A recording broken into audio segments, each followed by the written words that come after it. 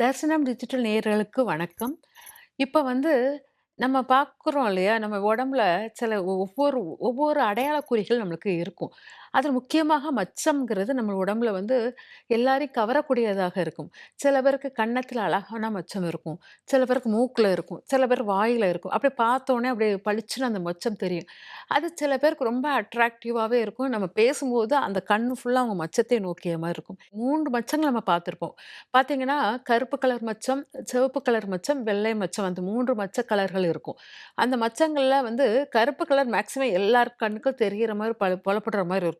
அந்த கருப்பு கலர் வந்து சனியின் காரகத்துவமாக எடுத்திருப்போம். சிவப்பு கலர் மச்சம் நமக்கு வந்து செவ்வாயின் காரகத்துவமாக எடுத்திருப்போம். அது வந்து நம்ம கண்ணுக்கு அவ்வளோ சீக்கிரம் நம்ம வந்து ஐடென்டிஃபை பண்ண மாட்டோம். அவ்வளோ சீக்கிரம் எல்லாருக்கும் வந்துற மாரி வராது. அதேபோல் வெள்ளை மச்சம். வெள்ளை மச்சமும் நம்ம கண்ணுக்கு புலப்படாது. ஏன்னா நம்ம ஸ்கின்னோட அப்படி இருக்குது. ஒரு கொஞ்சம் டார்க் ஸ்கின்னுக்கு வந்து வெள்ளை மச்சம் தெரியும். பொதுவாக அந்த வெள்ளை மச்சம் வந்து அவ்வளோ சீக்கிரம் யாரும் அடையாளம் காத்துக்க மாட்டீங்க. அது வந்து சந்திரனின் காரகத்துவத்துக்குரியதாக எடுத்திருப்போம். இந்த கருப்பு கலர் மச்சம் அந்த வந்து நம்ம வந்து ரொம்ப பவர்ஃபுல்லா நம்ம கண்ணுக்கு தெரியறது மட்டும் இல்லாமல், கவர்மெண்ட்ல வந்து ஐடென்டிஃபை பண்ணக்கூடிய ஒரு அடையாள குறின்னா கருப்பு கலர் மச்சம் தான். இந்த மச்சங்கள் இருக்கும் அமைப்பை பத்தி நம்ம உடம்புல எங்கெங்க இருக்குதோ, அதுக்கு என்னென்ன பலன்கள் நமக்கு தெரிஞ்சுக்கிட்டா, கொஞ்சம் நம்மளுக்கும் சாமுத்திரிகா லட்சணத்தில் மச்சங்கள் மிக முக்கிய பங்காக இருக்கிறது. அதனால இந்த மச்சங்கள் நம்ம எந்த இடத்துல எது அமைஞ்சா நமக்கு நல்லது அப்படிங்கிறது தெரியலாம். பொதுவாக மச்சம் வந்து சனியுடைய காரகத்துவம் அப்படின்னு சொன்னதுனால, அந்த ஒவ்வொரு இடத்துலயும் அந்த கிரக சேர்க்கையோட எடுக்கும்போது அந்த மச்சத்தினுடைய பலன்கள் நம்மளுக்கு கிடைக்கும் அப்படிங்கிறத எடுத்துக்கலாம். இப்போ பார்த்தீங்கன்னா, கன்னத்தில் மச்சம் அப்படிங்கிறத எடுத்துக்கோங்க. கன்னத்தில் மச்சம் இருந்தால் வந்து செல்வ நிலை உயரும் அப்படிங்கிறது அர்த்தம். இடது கன்னத்தில் மச்சம் இருந்தால், அவ வந்து செல்வ நிலையை ஆட்கொள்பவளாக இருப்பாள் அப்படிங்கிறது அர்த்தம். அவன் செல்வ நிலையை ஆட்கொள்பவன் அப்படின்னு அர்த்தம். அதே இது வலது கன்னத்தில் மச்சம் இருந்தால், ஆளும் திறமை பெற்றவர்களாக அவங்கள சுத்தி ஒரு பெருங்கூட்டம் இருக்கும் அப்படிங்கிறத எடுத்துக்கலாம். மூக்கில் மச்சம் இருந்தால் என்னன்னா, ஆ சீக்கிரம் வந்து எல்லாத்தையும் கண்ட்ரோல் பண்ணி அவங்க வந்து வசீகரிக்கும் தோற்றமுடையவர்கள். எல்லாத்தையும் கண்ட்ரோல் பண்ணி ஒரு ஒரு பிசினஸ் ஒரு எது பண்ணாலும் அவங்கள முன்னிறுத்தி நீங்க பண்ணீங்கன்னா, அந்த பிசினஸ் சக்சஸ் ஆகும் அப்படிங்கிறத எடுத்துக்கலாம். வாயில் மச்சம் இருந்தா, அதாவது உதட்டில் மச்சம் இருக்கிறவங்களுக்கு வந்து வசீகரிக்கும் உதட்டுல மச்சம் இருக்குது. உதட்டிலேயே இருக்கும். அல்லாட்ட உதட்டுக்கு மேல இல்ல, உதட்டிலேயே இருக்கிறவங்க வசீகரக்கமான பேச்சுகள், இவங்க பேசுறது வந்து ஈஸியா எல்லாரும் யார்கிட்டலாம் ஈஸியா பேசி ஒரு சக்சஸ் வாங்கிருவாங்க. அந்த மாரி வசீகரிக்கும் பேச்சு உடையவர்கள் அப்படிங்கிறத எடுத்துக்கலாம். அதாவது உடத்துக்கு மேலே உள்ள மச்சங்கள் பார்த்தீங்கன்னா, உங்கள நீங்க வந்து என்ன அச்சீவ் பண்ணணும்னு நினைக்கிறீங்களோ, அந்த தொழிலையோ, அந்த வேலையோ நீங்க தேர்ந்தெடுத்தீங்கன்னா, அது சக்சஸா அந்த வேலைய அடைஞ்சிருவீங்க. அர்த்தம். அது வந்து உதட்டுக்கு மேலே உள்ள மச்சம் வந்து அதிர்ஷ்டத்துக்கான மச்சம் அப்படிங்கிறத நம்ம எடுத்துக்கலாம். கண்ணில் மச்சம் இருந்தால் அப்படின்னு பார்த்தீங்கன்னா, கண்ணில் மச்சம் இருக்கும்போது, உங்களுடைய மூதாதையர்கள் யாராச்சும் ரொம்ப பவர்ஃபுல்லானவங்க, ரொம்ப உயர் பதவியில் இருந்தவர்களாக இருப்பார்கள் அப்படிங்கிறத எடுத்துக்கலாம். நெற்றியில் மச்சம் இருந்தா அறிவுத்திறன் கூர்மை உடையவர்கள் அப்படிங்கிறத எடுத்துக்கலாம். கழுத்தில் மச்சம் இருந்தால் நண்பர்கள் நல்ல பழைய நண்பர்களுடன் சேர்க்கைகளை ரொம்ப அதிகம் வருவீங்க. புராண கதைகளுடைய தொடக்கங்களை எல்லாம் தேர்ந்தெடுத்து படிப்பீங்க. இந்த மாரி அத பத்திய பேச்சுக்கள் அதிகமாக இருக்கும். பழைய விஷயங்களை பற்றிய நினைவுகளை அதிகம் நினைவு கூறுவீர்கள். இவங்கெல்லாம் கழுத்தில் மச்சம் இருக்கிறவர்கள். மார்பில் மச்சம் இருந்தால், எல்லா சுகங்களையும் அனுபவிக்கக்கூடியவர்கள். காமத்தின் அளவு அதிகமாக இருக்கும். தாய்மையின் உணர்வு அதிகமாக இருக்கும் அப்படிங்கிறத எடுத்துக்கலாம். வயிற்றில் மச்சம் இருந்தால், பிள்ளை பேறு அதாவது சுகப்பிரசவங்கள் நல்லா இருக்கும். குழந்தை பேர் நல்லா இருக்கும். நேர்மையான நல்ல குழந்தைகளை பெற்றெடுப்பீர்கள் அப்படிங்கிறத எடுத்துக்கலாம். உங்களுக்கு மகிழ்ச்சி தரக்கூடிய ஒரு குழந்தைகளை பெற்றெடுக்கக்கூடியவர்கள். அந்த குழந்தைங்கள நினைச்சு சந்தோஷப்பட்டுக்கிட்டே இருப்பீங்க. அந்த மாரி எடுத்துக்கலாம். மர்ம உறுப்பில் மச்சம் இருந்தால், சுகபோகம் எல்லா சுகங்களையும் அனுபவிக்கக்கூடியவர்கள் அப்படிங்கிறத அர்த்தமாக எடுத்துக்கலாம். தொடையில் மச்சம் இருந்தால் நியாய கணக்குகள் பேசுவதும், பெரிய மத்தவங்களுக்கு அறிவுரை சொல்ற நிலைமையில இருக்கிறதும், தன்மை உடையவர்களாக இருப்பீங்க. எல்லாருக்கும் ஒரு கைட் பண்ணக்கூடிய தன்மைக்குள்ளவங்களா இருப்பாங்க. காலில் மச்சம் இருந்தால் மகாலட்சுமி அம்சத்துக்குரியவர்கள், மகாலட்சுமி வாசத்துக்குரியவர்கள். இவங்க எந்த இடத்துக்கு கால் எடுத்து வச்சு போனாலும், அந்த இடம் வந்து சக்சஸ் ஆகும். மகாலட்சுமி அந்த அந்த இடத்துக்கு கால் வச்சுட்டு போனா, போனா, அந்த இடம் வளர்ச்சிய நோக்கி போகும் அப்படிங்கிறத எடுத்துக்கலாம். அதிக பயண விரும்பிகளாகவும் இருப்பார்கள் அப்படிங்கிறத எடுத்துக்கலாம். இவங்க வந்து இதுதான் அவங்களுக்கு வந்து தூக்கம் என்பது ரொம்ப கம்மியாக இருக்கும் அப்படிங்கிறத எடுத்துக்கலாம். முட்டியில் மச்சம் இருந்தால், முட்டிய தாந்திரிக, மாந்திரிக விஷயங்களே நெறைய கற்று உணர்றதுக்கு ஆசைப்படுவாங்க.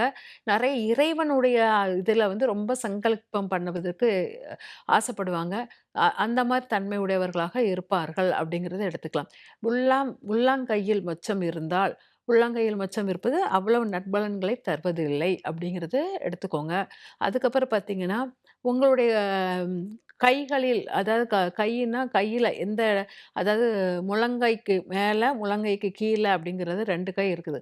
முழங்கைக்கு மேலே உள்ள மச்சம் இருந்தால், ஒரு ஈர்ப்பு சக்தி உடையவர்களாக இருப்பாய்ங்க. மத்தவங்கள ஈர்த்துக் கொள்வ தன்மை உடையவர்களாக இருப்பீங்க. முழங்கைக்கு கீழ மச்சம் இருந்தால், முழங்கை அப்படிங்கிற கீழ மச்சம் இருந்தால், அங்க இருந்துச்சுன்னா, உங்களுக்கு வந்து பார்த்தீங்கன்னா, எல்லாருக்கும் எல்லாம் குடுப்பீங்க. யாராச்சும் ஏதாச்சும் உங்ககிட்ட இருந்து பொருள திருடுனா கூட அத கண்டுக்க மாட்டீங்க. திருடுகள் நெறைய உங்க வீட்ல நடக்கும் அப்படிங்கிறத எடுத்துக்கலாம். அதுக்கப்புறம் பார்த்தீங்கன்னா, தலையில் மச்சம் இருந்தால், பேராசை, பொறாமை ஜாஸ்தியாக உருவாகக்கூடியவர்களாக இருப்பாங்க. தலைமை நிர்வாகத்துக்குரியவர்களாக இருப்பார்கள். எல்லாமே தன் தலைமையில் நடக்கணும். நான் தான் முதன்மை. என்ன சுத்தி தான் எல்லாம் இருக்கணும். அப்படிங்கிற தன்மையை உருவாக்கக்கூடியவர்களாக இருப்பாங்கள். இதெல்லாம் இந்த மொச்சத்தினால் வரக்கூடிய பலன்கள் அப்படிங்கிறது எடுத்துக்கலாம். இந்த மொச்சம் வந்து இந்த மொச்சம் நிரந்தரமாக இருக்கும்னா, சில மொச்சங்கள் அழியக்கூடியதாக மாறும்.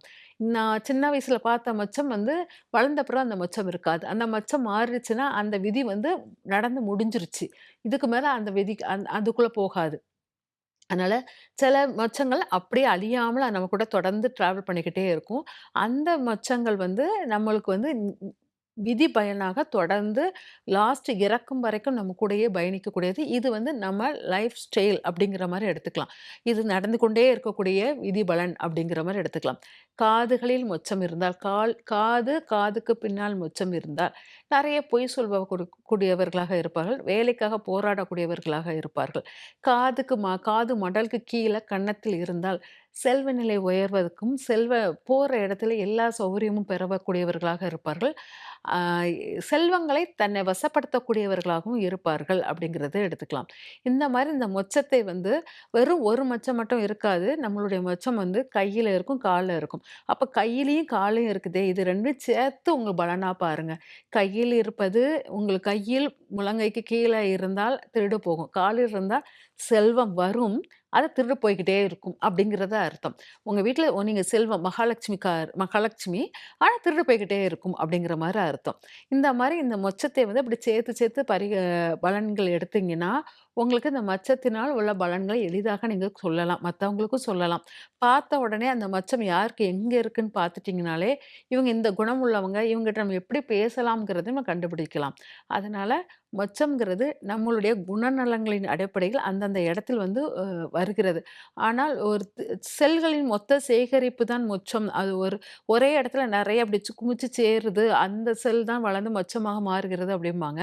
அந்த இடத்துல குமியிற அந்த செல்லாக இருந்தாலும், அது மொத்த குவியல். இதுதான் நம்ம கவனம் ஈர்க்கக்கூடியது. நம்ம கண்கள் எந்த மொச்சத்த நோக்கி பார்க்குறோமோ, அந்த மொச்சம் வந்து ஆக்டிவேட் ஆகுதுன்னு அர்த்தம். அந்த செயல்கள் அந்த ஆளுக்கு ஆக்டிவேட் ஆகிக்கிட்டே இருக்கும். ஒருத்தருடைய மொச்சத்த வந்து அவர் கண்ல மொச்சம் இருக்கும், மூக்குல மொச்சம் இருக்கும். ஆனா நம்மளுக்கு வந்து அந்த மூக்கு மொச்சத்தையே பார்த்துக்கிட்டு இருப்போம். கண்ணு மொச்சத்த பார்க்க மாட்டோம். அப்போ அவருக்கு அந்த மூக்குல உள்ள செயல்கள் மட்டும் தான் அவர்ட்ட ஆக்டிவேட் ஆகிக்கிட்டு இருக்குது. நம்மளுக்கும் அவருக்குள்ள தொடர்பு. அப்படிங்கிற மாரி இருக்கும். சில பேருக்கு லிப்ஸ்ல இருக்கும். பேசும்போது அந்த லிப்ஸ்ல உள்ள மச்சத்தையே கவனிக்கிற மாரி இருக்கும். அப்போ அந்த நம்மகிட்ட வந்து அவங்க அதிகமான பேச்சில் வந்து வசீகரிச்சு நம்மகிட்ட ஆக்டிவேட் பண்ணிக்கிட்டு இருக்காங்க. அப்படிங்கிறத நம்ம தெரிஞ்சுக்கலாம். அதனால நம்ம கண் வந்து அடுத்தவங்களுடைய மொச்சத்தை எப்படி பாக்குது? எந்த இடத்துல உள்ள மொச்சத்த நம்ம ஆக்டிவேட் பண்ணிக்கிட்டு இருக்கோம் அப்படிங்கிறதை வைத்தும், அவங்களுடைய குணநலங்கள் நம்மளுக்கு எப்படி நம்மகிட்ட வந்து ஷேர் ஆகுது, பகிர்றாங்க அப்படிங்கிறதை நம்ம புரிஞ்சுக்கலாம். அதனால மச்சங்கள் வந்து நம்மளுக்கு ரொம்ப அற்புத சக்தியான ஒரு அறிகுறியாக தான் இருக்கிறது. அடையாள சிம்பலுக்கு மட்டும் இல்லாமல் குணங்களின் அடையாளத்துக்கும் முக்கியத்துவம் வாய்ந்ததாக இருக்கிறது. நன்றி, வணக்கம்.